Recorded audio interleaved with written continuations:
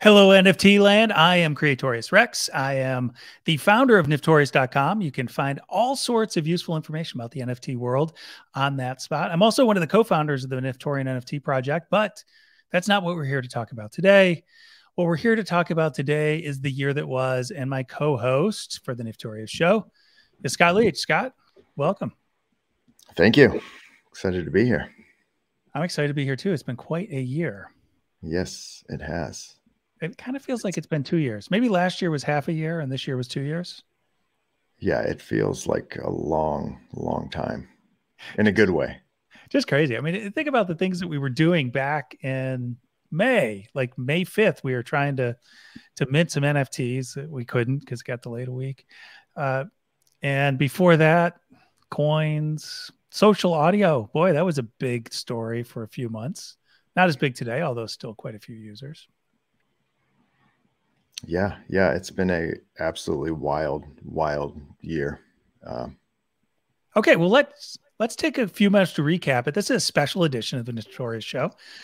We're going to talk about 10 plus projects from this year, including a top 5. So we're going to talk about a top 5 countdown, what we think were the most important NFT projects for the year. But we're going to start out talking about some projects we just thought were really interesting or we think had some significant value in the market, either because they had an innovation, community, something else. So we thought we would do that. And I think we should probably just get right into it. All right. So this is 2021. We're closing the year. You'll probably be watching this in 2022, but let's take a look back and let's see what happened. Now, one thing I'll just tell you is we're going to talk about a lot of projects here. We're not going to talk about some of the most prominent projects because they were not part of 2021. They were part of 2020 or earlier. So just keep that in mind. But one of the things I would like to know is, you guys think this through? Who did we leave out? Who did we really miss that you thought would really made a big difference this year? So let's think about that, and you can let us know if you think you like the order we put these things in. But the first thing I wanted to actually start off with was xCopy. And this might be, I don't know, some people might not think of this as one of the top projects. He's certainly one of the top artists in this space. So this is Right Click and Save Man, sold for about $7 million to Snoop Dogg just a couple of weeks ago.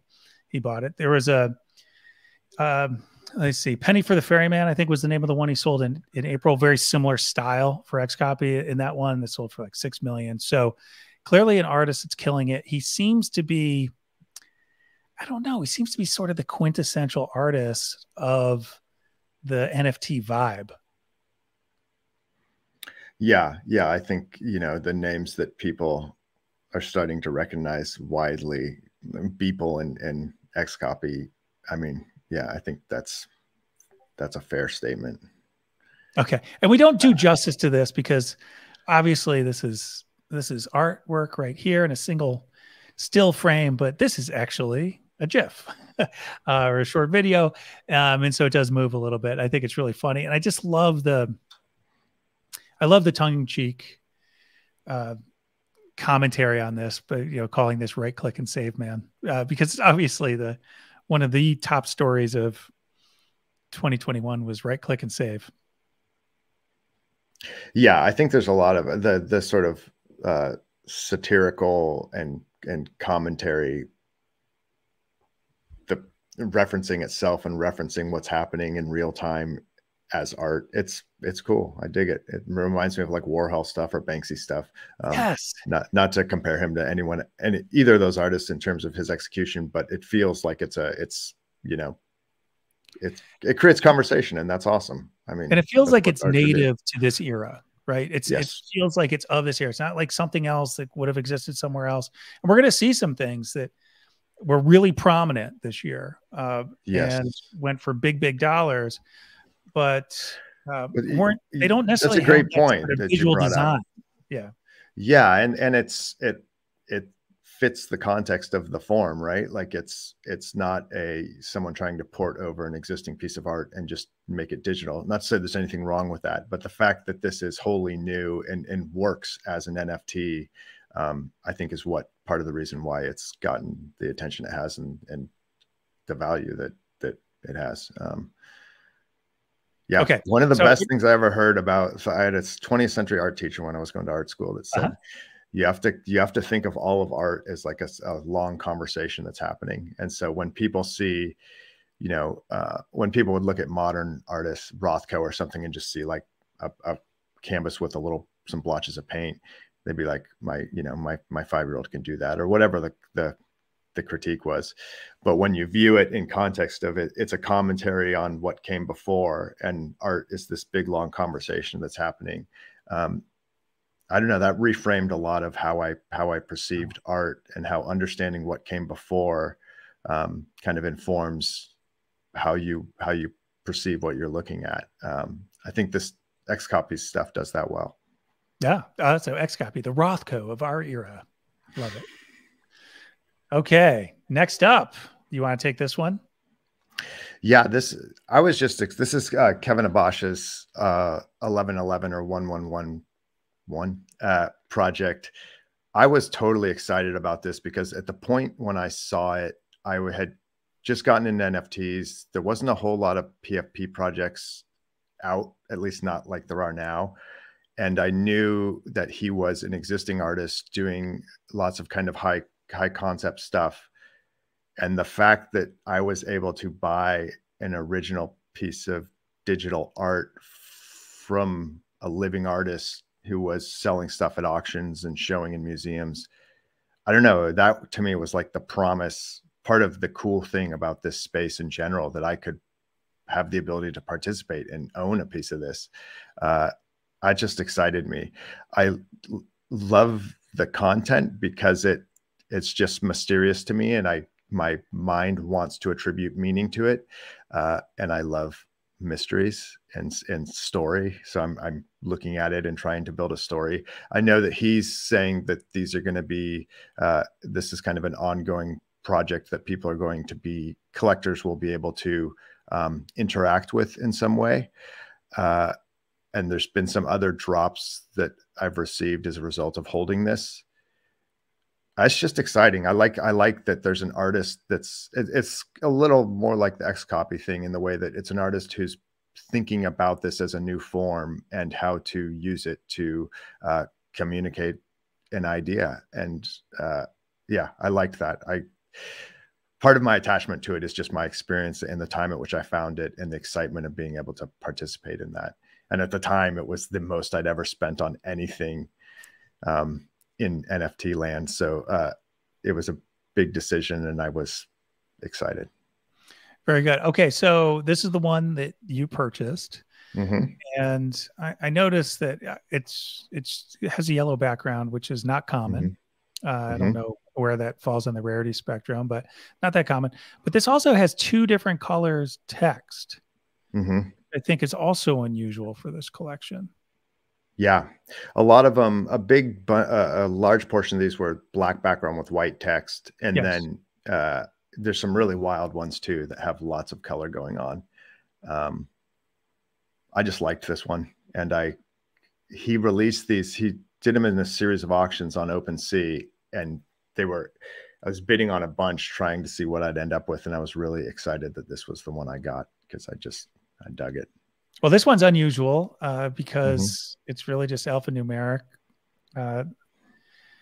characters on a page. So again, sort of this idea of Rothko or Pollock or somebody like that, just doing something that seems random, but is not, because there's concept behind it. Yeah. And this sort of teaser he put out that there's going to be more to it that you can discover. I don't know. It triggers all the things that excite me. Okay. Next up, I put this one on the list. This is Banksy, but we could do Warhol. The reason why this is on here is it is symbolic of 2 different things that are going on. So first of all, very famous artists that from the world before Web3. I won't call it Web2 or Web1, just like the real world. Banksy, one of the top artists. But this piece was fractionalized. And so it went to market fractionalized, and you got a square or you got a pixel based on what you bought.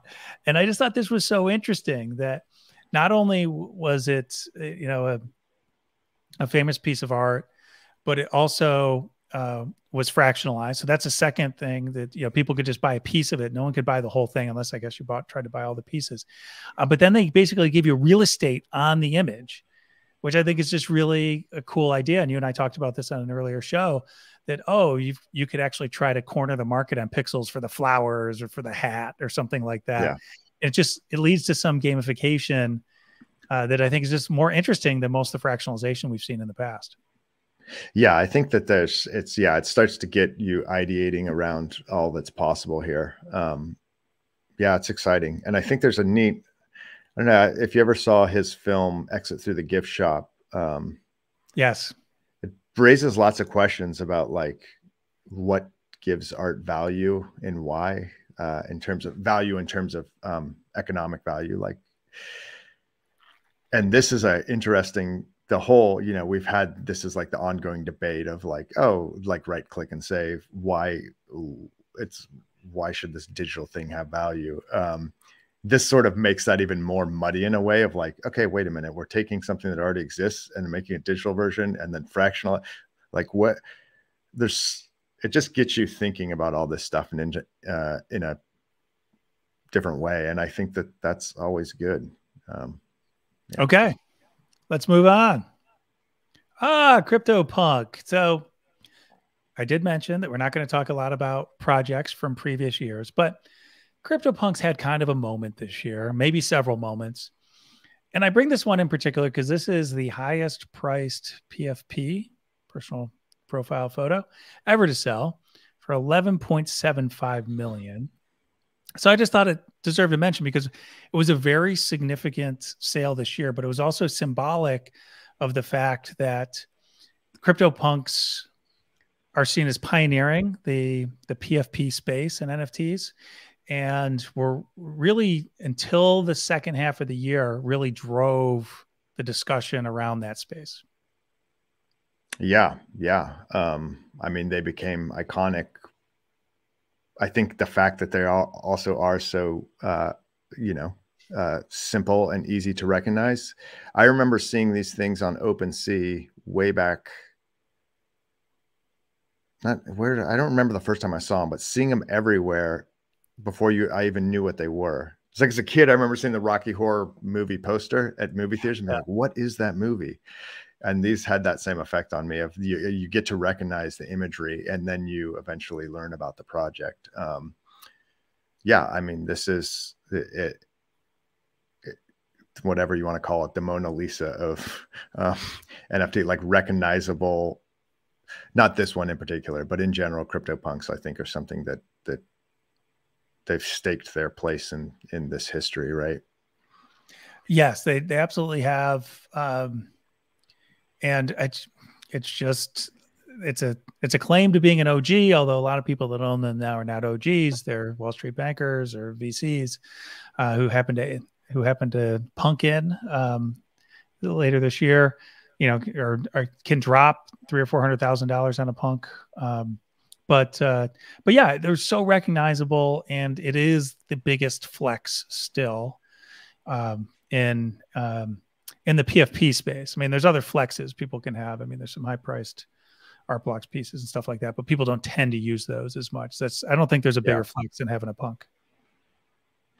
Yeah. I do think it is interesting to see in the future how the point you brought up that, anyone with a lot of ETH can just purchase one of these. How important is it going to be as we see the space grow to know that you were the OG minter of this, or the history around each individual NFT, what significance that will have.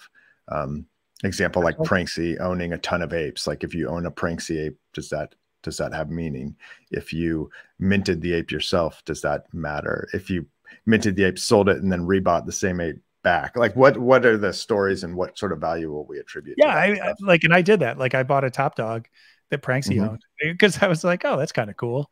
I mean, I was looking at 3 or 4, but I'm like, oh, this one, like it's got a better story, and yeah, so I bought it. So that's a good one. Okay, so Punks important, but we also had Punks Comics, which I think is one of the more innovative projects of the year. One that didn't initially sell out. I think it took them a couple months to mint out, but introduced a lot of innovations into the space. You're a Punks Comics. Yes. Yeah. owner. I have issue 1 and issue 2, and I have a meta hero and some of the planets. I love this project because it's doing the next thing. It's taking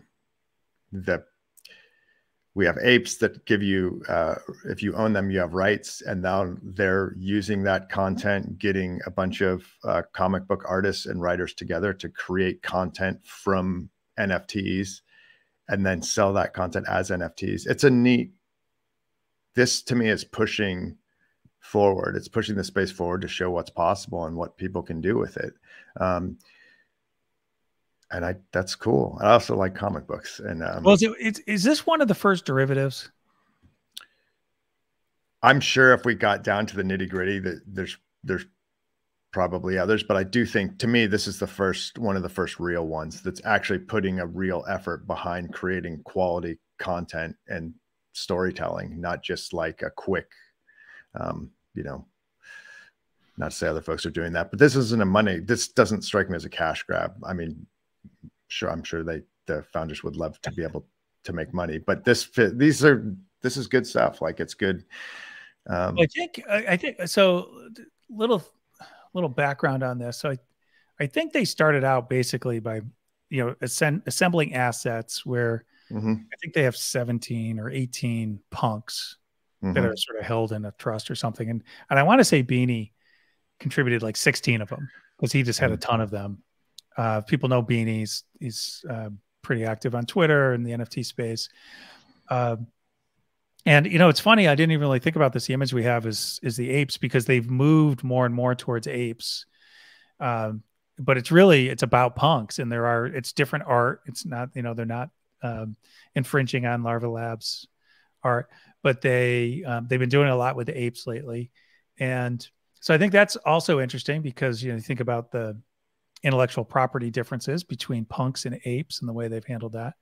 And then the other thing I'm just really fascinated by is this was the first project really with the game theory in terms of how you use your tokens, and this idea of staking and a project that returns income to you. And it does it in such a way that's not as, I want to say, it's not as crass as like Wolf Game. It's not just like you're accruing tokens through some sort of simple game. Yeah. It's not grinding, right? It's thoughtful, I think. And the fact that you could burn, there's lots of stuff put into this. You could burn a comic. You can stake your comic or your meta hero. You could use, I forget how I got if you held a comic, you could get at one point, I think you could get a mint pass, and that's what got you the meta hero. So then they have these meta heroes they created, which are also going to be used for a metaverse-like game experience. Right. It's just, this feels like the next step after the PFP thing. Like, they're doing a lot more. They're creating real content. A lot of people talk about, everyone's building a metaverse now with their NFTs. The fact that these guys have a story going in comics and have done some stuff, I think they have a lot more. I have a lot more faith that they can follow through with their plans for that. I dig it. I like this content a lot. I still am super bullish on it. I think the issue 2 is way underpriced right now. I own one, full disclosure, not financial advice. Yes, not financial advice. But if you want to get into it, you can still get an issue 2 for under, I think it's like 0.25 right now. The issue 1, I think, is like 3.5 ETH. But I see. All right, cool. Yeah. Good. A little alpha for you folks out there. All right, I threw this one in. This is actually much lower tier in terms of the price point of all the other things that we're talking about. I just thought this was fun. I think this is like the most fun. Not that the other projects aren't fun, or it's just pure whimsy. And I think that comes from Pablo Stanley, who created this. He immediately did a few things that I thought were really interesting, and I hope more projects do this. So one of the first things they did was provide a place on their website so you could download the SVG, PNG, the different components of the robot. So that was really interesting that you could do that. So if you want to use it somewhere, you actually have the raw assets that you can use it with. And that's there's work to be done to set that thing up. But, I really wish more folks would do that. And I think that's really led to a lot more use of these than some other PFPs, which might be a little bit better known. Another thing that they did is they basically created the robot shop where you can do some things, change outfits, add it to a banner, those types of things. Really fun. So those are some things. They got a TV deal with Time. So they're going to have the Robotos cartoon. And he's creating a metaverse. We just talked about that again. But there's different characteristics. Like you see, even on this picture, you see the pirate. So there's a pirate ship area. There's a punk area. There's a animal or jungle area. And so each of them, with your NFT of that type, you'll have special access to those different areas. And then the overall sort of town square. So I just think, again, this is one of those things where it's just fun. It's whimsy, but it's really surprisingly well thought out. Yeah. The thing I like about this is there's so many PFP projects that just it's the same art style as Apes or whatever came before, just slightly varied, or it's ape themed, or it's very iterative or derivative of the other. These felt wholly new to me. And you're right. The whimsy, these feel like the artist cared about them and was creating something like joyful. I don't know. I dig it. I like the look of these. This was also one of the first projects that I got where I got Matic airdrops, like what's become spam now. Yes. But it was cool stuff. Like it was these little neat things that. Well, they're emojis. Yeah. He created the Roboto emojis, and the good story behind this. He basically, right after he did the drop, he said, I know a lot of people have been asking me how I created these. So I'm going to do a couple sessions, tutorials, like how you create Robotos. But what we're going to do is we're going to create them as emojis. And then we're going to add them to our Discord. And then you'll be able to use them on Discord. That'll be fun. So he did that. He basically created like the Flame Bato and the Cool Bato, like in real time, and would ask the people who are on Twitter. It was a live YouTube live stream. Ask them like, what would you like me to do with this? And he added some features, and then he published some of his emojis, and then he did the 1155 airdrops.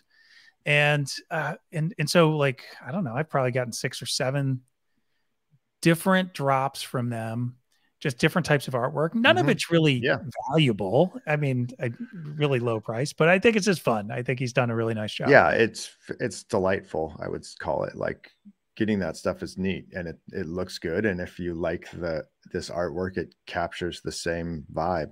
Yeah.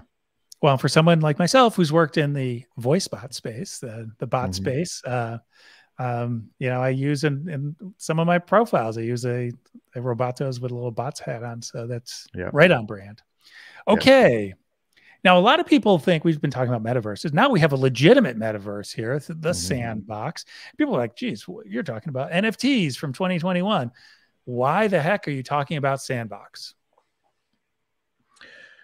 Yeah, I mean, it is all NFTs, right? So it's a metaverse, but it's made up. The land is sold as an NFT, and the assets and objects you can place in those lands are NFTs. This was one of the things early on, back in, which we talked about earlier, seems like a lifetime ago, but in early part of 2021, where you could see what NFTs could become. We had the Beeple stuff happening, and we had artists selling pieces for a lot. The PFP wave hadn't started yet. CryptoPunks were out, but this was like the sort of, oh, wow, this is how it could go down. You could have a place where you own land, and everyone can come to that land and can play games and create assets for it. I got so into and excited about all the metaverse stuff that was available, from Decentraland to Somnium to Crypto Voxels. the Sandbox is still my favorite one because I don't know. I just it's kind of like Robotos. They put a lot of thought into it. I know at first glance it looks like a Minecraft type voxel thing, but this is just really well thought out. And the partnerships they've done with other projects, they do a stream where they're building games and playing games built by landowners. I've just been excited about this from the get-go, and I was very aggressive in buying lots and lots of plots in this metaverse. And finally, like, people are starting to look, and I've been validated to some degree. Yeah, absolutely. Well, you and I have been talking about this for a while. I actually had thought that I could buy like late this year. I was like, because there were so many other things to be buying. So I was like, oh, I'll acquire some land later this year. I wasn't finding anything that I definitely wanted, and I wanted to do more research. And that just turned out to be a mistake, because once Facebook came out with Meta, this just exploded. And it's, the price of admission is pretty high. Now it might come down again. Yeah. That wouldn't surprise me. But yeah, this goes back to the idea, like Robotos is a project that I bought into the first week. I missed the mint, but I bought into it within 12 hours of the mint, something like that, shortly after, which I done a number of projects. But it's just one that as the years gone on, I stay in touch with that project. Right. Mm-hmm. I just think it's fun. Right. Yeah. And there's so many others that just sort of like, oh yeah, like I haven't thought about in 6 weeks or 8 weeks. Maybe I've missed something from them, but it's like, Sandbox, I think, in the metaverses it might be that. It might be one that just people want to be part of. And that might be even more important for a metaverse space than it is for a PF or for an NFT project, that people just like it and want to be part of it. Yeah. Yeah. I think that's true, because, at some point we need people to go in here and actually start doing stuff. Right. Yeah. Plus awesome galleries in there right now. So you can see your NFT art sort of in its full splendor. It's not voxelized or anything. So it's a nice touch that they've done. Okay, we should move on. And I think what we're going to do now is move into the top 5 NFT projects of 2021. And number 1, I think I'll let you take this one away. Freinds. Yeah. Anyone that's heard this show more than 5 minutes has probably heard me mention this. This project, I think, is great. Gary Vaynerchuk launched these in May, had some hiccups with the launch, which we've seen again and again and again. This is all new stuff, but did a Dutch auction, sold 10,000 of these. They're not generative. They were pre-drawn and varying several characters. Each one has kind of a basic edition and then different levels of rarity. They all give you access to VCon, which is a conference Gary Vaynerchuk is going to put on. This was interesting, I think, at the time, because it was one of the first projects that had some built-in utility, IRL utility right out of the gate. And then some of these had additional utilities. So you had these access tokens that would let you have Zoom calls with Gary. Some would let you, there was like one where you could go to a Knicks game with him. One that he would come on your podcast and you could interview him. I really like this because for a few reasons. One, Gary V is really good at communicating tough concepts to a wide audience and getting them on board and excited about it. And I think we need some of that. He also talks passionately about it. And I think that's important too, to get to spread awareness. And he's like, whether you like or dislike him, he has really good instincts for what is going to be a thing. I like these. I could talk a lot about him. I love that the drawings are terrible too. I like that he's saying, like, he knows that they are what they are, and he wants to build an animation studio and have these things redrawn by artists to look fantastic and be in cartoons and movies. I dig it. I Well, a like lot that of they're people, based on values. He's into, like, the whole thing is cool, I think. yeah, I think that's worth what we're saying. So a lot of people scoffed at the art when it came out. I think this was particularly, it came out at a time when the NFT market was more art centric than it's become over the latter half of this year. But he did sell 5 of the originals for 1.2 million in a Christie's auction a few months ago. So he's a Christie's high price Christie's selling artist at this point.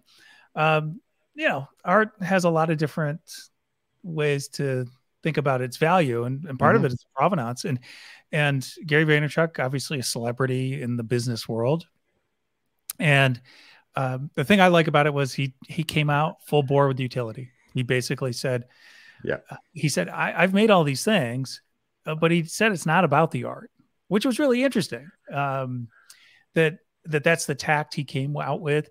And it had the conference. It made it easy for me to buy it. I said, oh, geez, I'd probably like to have access for this. So, you know, if I just look at the price that we were paying, which was not cheap, I think it was half an ETH that they came down to if you hit one at the floor.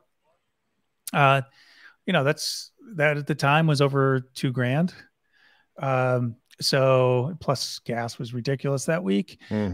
So you were spending a lot of money, but like, oh, geez, I'm getting access to a conference for 3 years. This is like actually kind of cheap, right?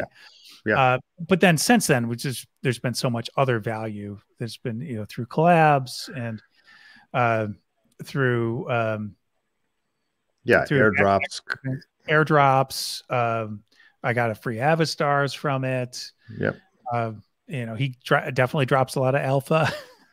If he can push things up. So in any event, I just think that this is one that a lot of people, like, particularly like OG NFT people, didn't pay any attention to. Yeah, I think that's still happening, to be honest. And I think they don't pay attention because they pay attention to their bag, and none of them bought in. Yes. And I'm not financial advice, but if there was one NFT I could hold for the next 10 years, it would be one of these.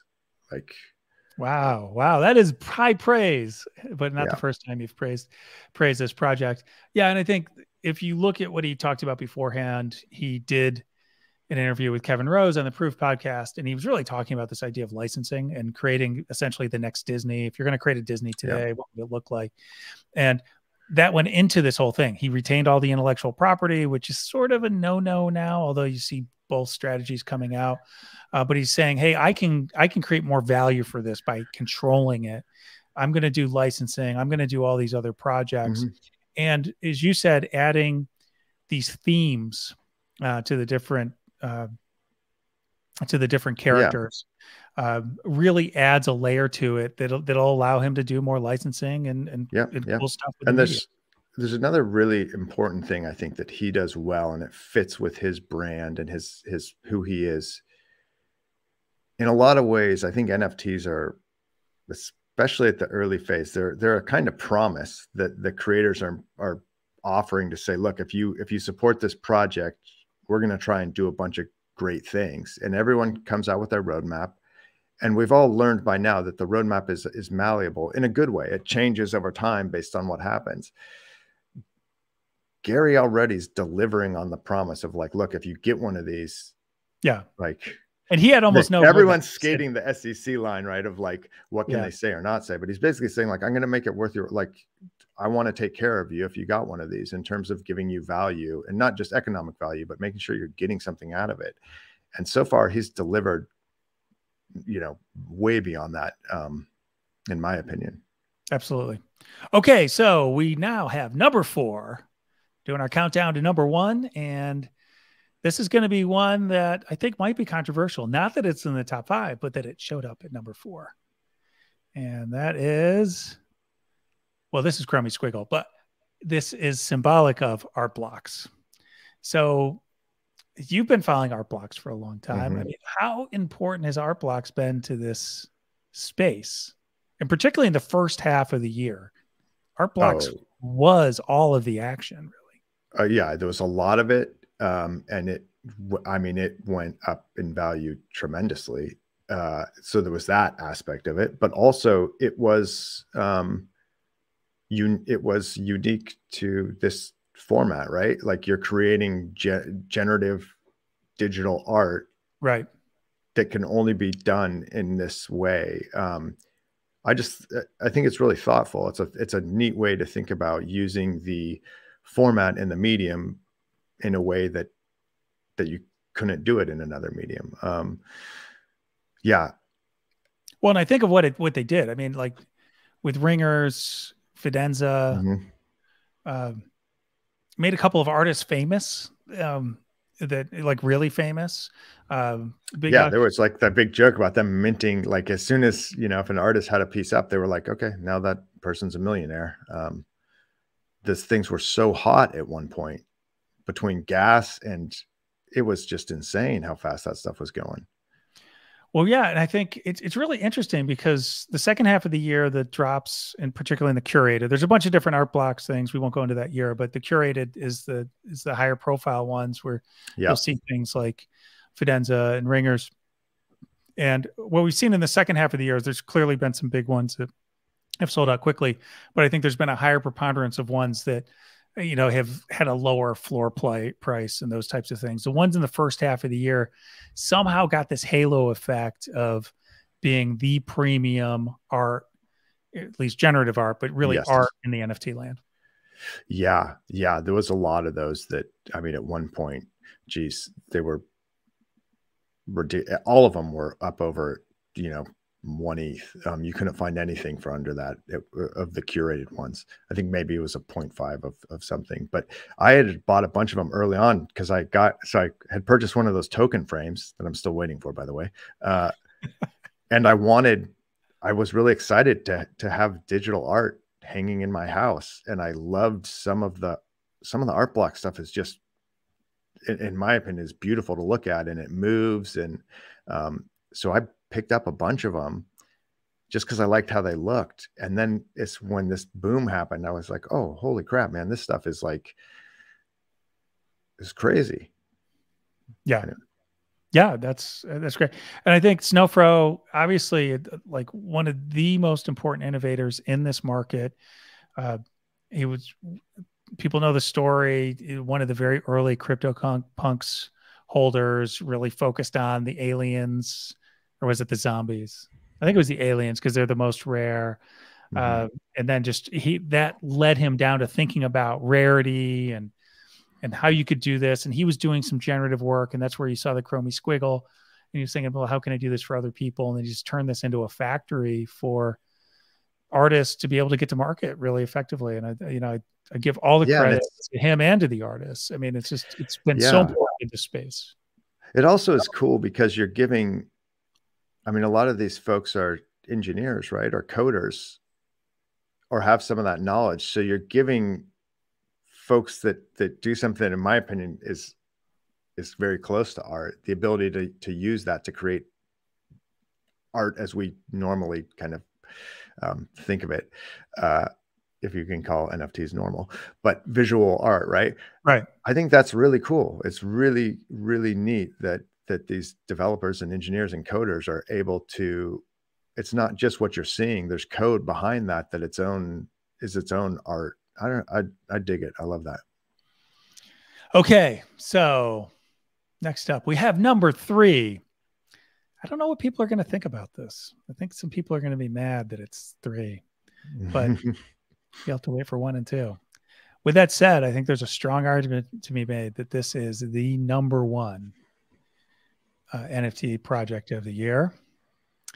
And this is our friends, the Bored Apes. Okay, so let me start with this. And you have a lot of context here because you've been there since basically the beginning. I came in the mutant period, but I think about just all of the innovations that they've done. The idea that, they came out with this generative collection. Okay, it wasn't the first generative collection, but they really focused on this idea of utility and that they were creating a club. So they created an immediate thing on their website where you had some access that other people didn't have. Okay, it's like, that was sort of interesting. And then, like, it started doing so well, they actually bought physical real estate. So they actually have clubs. They did a yacht party. They've done games. But the fact that they did the mutants, and I just heard Gordon talk about this. He said the mutants were on the schedule. They're on their map from the very beginning. They always knew they were going to do them. In fact, they'd already started the art before they dropped the apes. But the way they rolled it out with the serums, and that it was a free drop, and that those free items immediately went to like 3.5 ETH for existing ape holders. Like, talk about just like a quick way to monetize. I think most of those crazy, ape holders wish they'd save them, because I think they're at 11 now. But then actually in between that, they did the dogs because they wanted companions, before the mutants. But this idea in the multiple serums, and we just saw a serum, the mega serum, go for what, $3.5 million. And this is one of the early players in the Ethereum space. He then did his mega mutant, which is the DMT one. It's just like amazing art. I don't know. It's just like and then they just did a deal with Animoca Brands. And so they're going to have this big Web3 game. It's just like they hit everything just right. Yeah, I think they saw the opportunity and stepped up and delivered. Like, that team has done such a fantastic job. Yeah, this has been, I remember seeing this and being like, there's another PFP thing, huh? These look kind of cool. And I'd missed the mint, but there was a couple that were being sold for like 0.38 ETH, I think was the floor. And I was like, man, that's a lot. I remember I got one. I think I was talking to from the Mystics Discord, who is Matthew McAllister. And I was like, look at this thing I got. And he's like, oh, 0.08 ETH. That's pretty good. Like, I guess that's all right. And I was like, I got it for 0.38. And he's like, oh, man. And we both were kind of like, that's pretty risky. We'll see what happens. But this was a great one where the community just like was really strong off the bat. Right. I think their aggressive attitude about getting the floor up and the sort of unified way in which that has happened has been interesting to watch. But yeah, these are now a thing in and of themselves. Like, basketball players have these on their shoes. Like, this is a big deal now, right? Yeah, and I think they've, from a cultural standpoint, they've eclipsed punks. There's broader awareness of apes than there are of punks. Punks are definitely sort of an OG flex. Even though they're more expensive, we're seeing, because you can use, if you own one of these, you have the IP, you can use your ape or your mutant any way you want. And I think that's part of the reason why we saw the NFT flippening or the PFP flippening just recently, where the floor of the apes went above the floor of the punks. I'm not sure how that'll play out over time, but I definitely believe that both are important collections, and that this year in particular, apes have been the most important PFP collection. Beyond their value, it's just what they've done. I think that their value is a function of the community they developed, the people they got into that community, and the value they've added. Yeah. I mean, it's a great story. I know and it'll be interesting to see how this plays out in the future, because they tried a lot of things that worked really well. And, copyright stuff we've talked about. We just talked about how VFriends doesn't do that, and how Gary Vee feels strongly about he can add more value by not doing that. It's just, and it'll be interesting to see how all these projects evolve in the futures. But I think,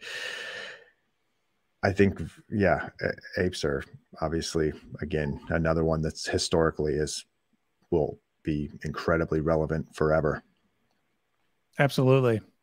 Okay, so let's go to number 2. This one might be a little mysterious. POC. Okay, so I know a lot of people who are aware of the NFT space know nothing about POC. And you really have to, if you want to learn about POC, you really have to spend some time to figure it out. So many weird things he's done. But POC was pretty popular earlier this year. He did a couple of drops, that one particular in April that did 30 million. It was really a cool mechanic where you buy these little blocks, and if you bought 6 blocks, you get 2 NFTs. There's one of 5 and one of 1. raised a lot of money through auction on that. He did Lost Poets, which was also pretty interesting in terms of like you minted it, but then you could transform it and all these other types of things. And so he's been the one who's been experimenting with NFT mechanics and transformation, maybe more than anybody. And he has a really loyal following. And this project that we have on the screen right now is merch. It just raised $91 million.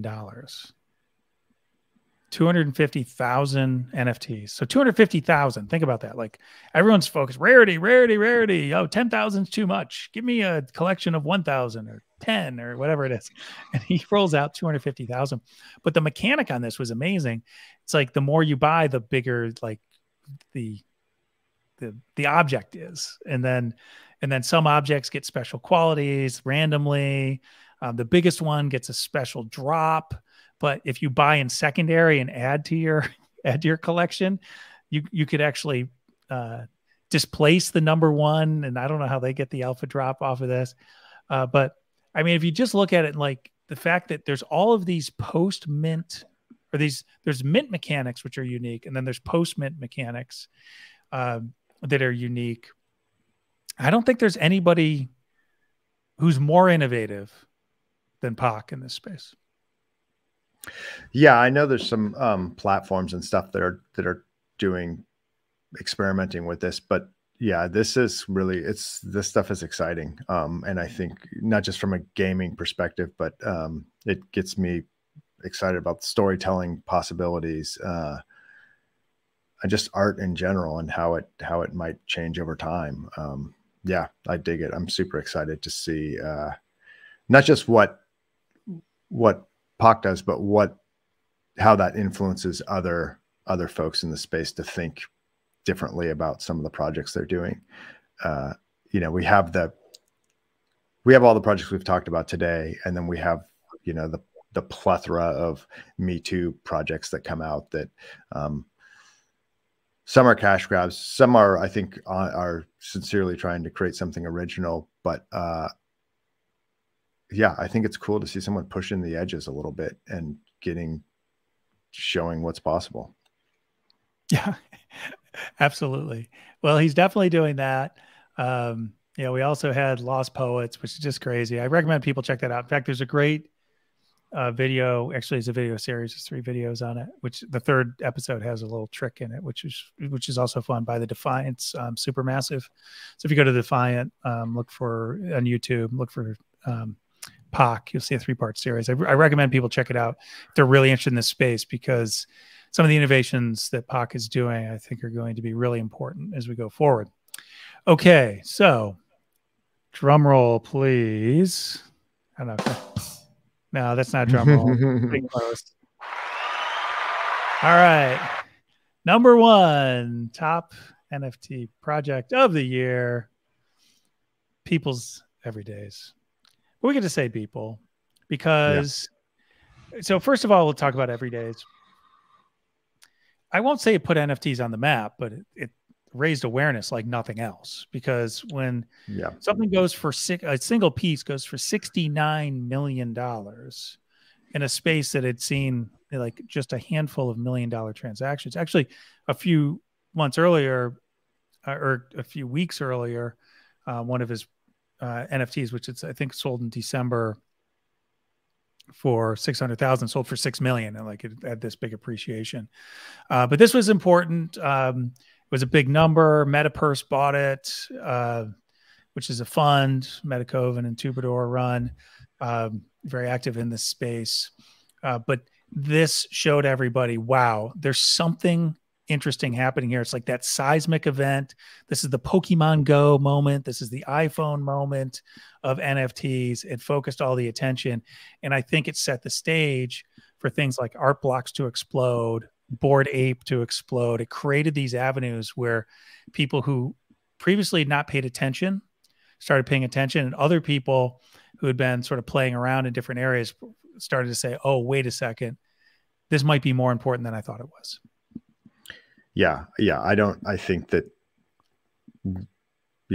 this tipped the tipped everything into motion. It was happening, but not, this was what, as soon as this happened, then everything started going nuts. Like, yeah. Absolutely. And it's a great story. Like this, again, like people have strong opinions about people that are in the limelight, but he's been doing this for a long time, like creating original art every single day. Like this is such a great story. And everyone kind of is like, yeah. And people that don't know think like, what, this dude just came out of nowhere and sold a 69 million. Like, no, this dude's been doing this every single day.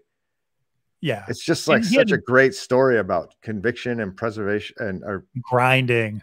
Exactly. Yeah. And then finally getting like, and he never thought any of this would be worth anything. And he basically says a lot of this is trash. Yeah. You know, you can go to his Instagram, see how he really refers to it. He's like, a lot of it's not very good, but I've done it every day, and some of it is good. So the provenance is really important here. And, you know, I think the interesting thing is that set him up for doing another piece, Human One, which sold for $30 million. And I bring that up, like, obviously, because it's interesting that he did that. Those two together was almost $100 million this year. Plus there were some other things that sold smaller earlier in the year. He had $100 million year with basically two pieces. This Human One was different because it's like this physical box and it's video and 4 sides. It's like really incredible. I recommend people check it out. But I bring it up for another reason, is that we definitely started the year with art leading the NFT space. Yes. Right. So there was, we had Beeple, we had, you know, several other folks, you know, we talked about xCopy. We had Art Blocks really pioneering a lot of that. And then, you know, people talk about JPEG summer. It was PFP summer, right? And that lasted for part of the year, not half the year. I would say that was really hot, maybe in the July to November period. You know, even though Bored Ape predates that, like Bored Ape really got hot, like late June, early July. So we had the PFP, and then we finished the year with art. We have another big POC drop. We have the Human One from Beeple. And so it's really interesting because people were getting frustrated with the space. And if you spend a lot of time on NFT Twitter, you only really spend time with either they talk about games or PFPs projects. Very few people ever talk about art. But if you just look at the market more holistically, you know, Pure Art bookended the year. Yeah. Yeah. And that's, I like that it's a soup of stuff right now, and that it's hard to sort what's the best, you know, if you're flipping, what's the best thing to do if you're into it's great that it's, I don't know. I like that it's all mixed up and that art is still relevant, because it's going to make the people that are doing, whether they're doing PFPs or utilities, they're going to be thoughtful about that fact. And it gives more opportunity to artists, which is fantastic. Yeah, I suspect that this coming year is going to be about art and about utility. And then like, I'll do like a shameless plug here too. If you look at the Niftorian project, I mean, here's 14 artists, 9 of them, it was their first NFT ever. We basically picked a single theme around the owl and then just said, in your own style. Right in the middle there, you have a video. You've got Scott's piece there in the lower right. We just were able to get artists to come and say, oh yeah, based on this space and what we're doing and this one theme, you know, what could we do? What would we create? And, you know, I think, you know, recommend people check out Niftorian.com. There's a lot of things that we're doing there, which are very artist centric. But I just wanted to, you know, maybe do a shout out to the artists this year, because, you know, there's been a lot of projects. There's been some Fiverr stuff. there's been a lot of focus on DeFi related projects, which are basically just PFPs or NFTs that allow you to earn tokens and something else that, you know, people hope will turn into something. But, you know, frankly, the best stuff all had solid artists behind it. Yeah, I think this whole thing has been fantastic for artists, and I've been fortunate enough to be in a spot to collect some artwork from artists that were just getting into the space and now are doing fantastic. Like, they're making a living doing stuff that and even if they're not making a living, a lot of them are getting paid for their art for the first time in their life. They've been creating art and sharing it, and people think it's great and they like it, but they're now in a spot to be compensated for that, which is fantastic because that means they can make more art, and that's good for everyone. Yeah, I definitely think good year for artists. Yeah, well said. So there you have it, folks. We have the top 5 projects, NFT projects of the year, and we told you why we thought that. So we had VFriends, we had Art Blocks, Bored Ape, POC, and Beeple. And then we talked about a bunch of other projects we thought were also important, but didn't make our top 5. It's been really fun, Scott, starting up this show with you this year and being able to talk about it every week. Thank you so much for your contribution here. Yeah, thank you for having me. It's been a blast. I enjoy this. I hope other people enjoy it as well. Okay, folks, follow Scott at Scott Leach on the Twitter. You can find me at Creatorius Rex on the Twitter.